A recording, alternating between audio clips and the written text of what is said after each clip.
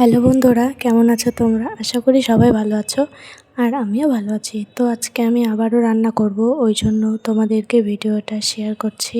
আজকে আমি রান্না করব বাটা মাছের পাতলা করে ঝোল। তো আমি অতটাও ভালো রান্না করতে পারি না, তাও রান্না করি, চেষ্টা তো করতে হয় না, সব কিছু চেষ্টা করলেই পারা যায়, ওই জন্য আমি রান্না করি। তো আমার রান্নার ভিডিওটা ভালো লাগলে তোমাদের লাইক কমেন্ট শেয়ার করো আর আমার পাশে থেকো। তো চলো এবার আমার রান্নার ভিডিওটা তোমরা দেখতে থাকো।